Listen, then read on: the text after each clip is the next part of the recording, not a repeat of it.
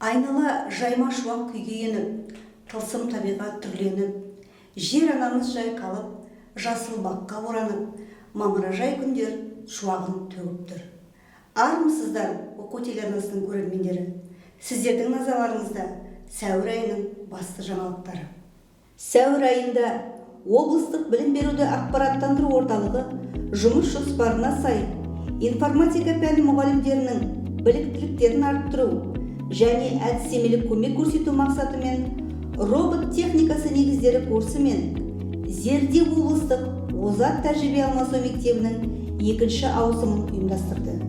Курс жұмысында білім беру үрдісін ұйымдастырушылық әдістемелік қолдау бөлімінің әдіскері Гүлзат Жагиева колледж мұғалімдерінің робот техникасының бағдарламасымен және роботтарды құрастыру бағыттарымен таныстырса, ақпараттық коммуникациялық технологиялар бөлімінің маманы Арыстанов Рауан 3D принтермен жұмыстану тақырыбында шеберлік сыныбын өткізді.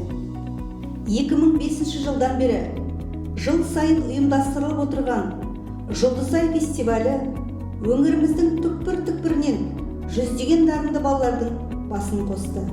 5 сәуір күні Хадиша Бөкеева атындағы облыстық қазақ драма театрында республикалық Жұлдызай фестивалінің облыстық іріктеу кезеңі өтті. Фестивальдің аудандық кезеңіне 500-ге жуық ерекше қажеттіліктері бар балалар қатысса, облыстық кезеңінде өз өнерлерімен ерекшеленген 150-ден аса бала бақ сынады. Еліміздің түкпір-түкпіріндегі ерекше балалар мен жас өспірімдердің шығармашылық қабілеттерін, әлеуметтік белсенділігін дамыту, қоғамдық ортада өздерін еркін сезінуге көмектесуді мақсат еткен шараға ниет білдірушілер саны жыл сайын артып келеді.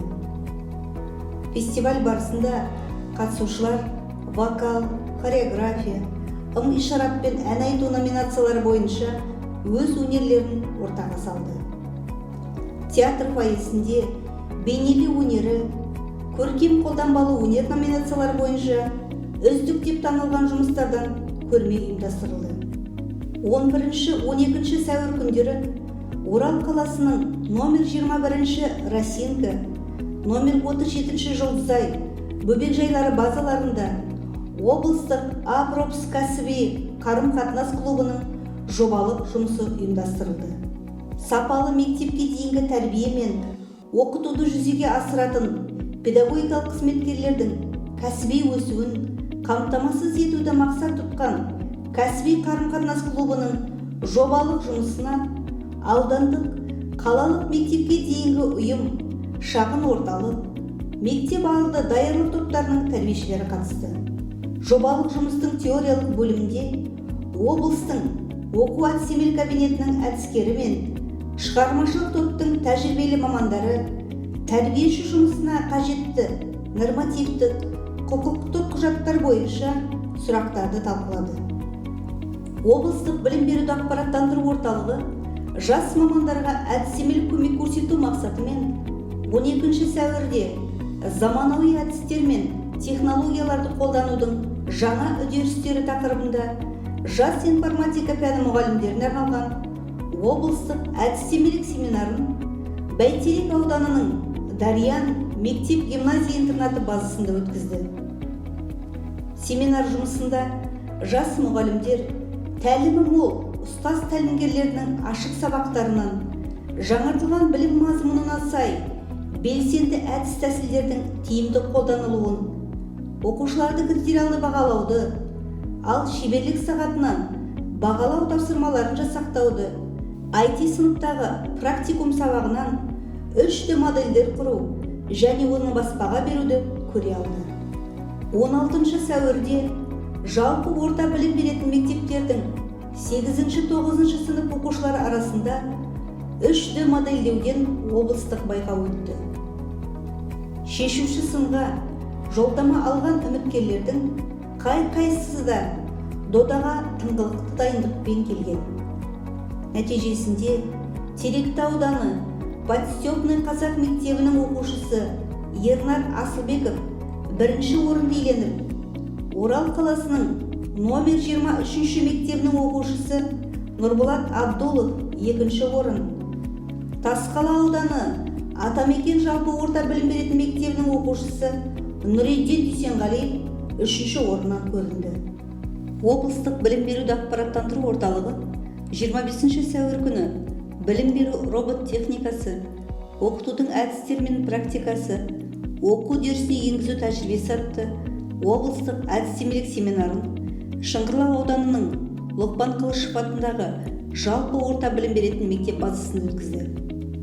Семинар барысында өз іс тәжірибелері мен Лоқпан Қылышев атындағы жалпы орта білім беретін мектептің мұғалімдері Мөлдір Баймұқан және Марат Жұмағалиев, Теханенко атындағы жалпы білім беретін мектептің мұғалімі Анаргүл Тағаниязова, Тасқала ауданының балалардың мектептен тыс жұмыс орталығының директоры, робототехника үйірмесінің жетекшісі Бақытжан Мәулен бөлісті.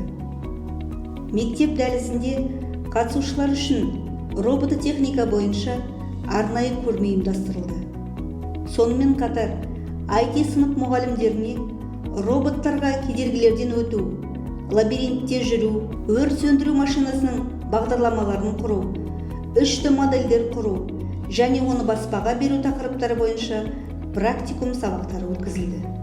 24-26 сәуір күндері аралығында облыстың техникалық және кәсіптік білім беру ұйымдарының студенттері мен колледж бітірушілері арасында WorldSkills Урал өңірлік чемпионат өтті.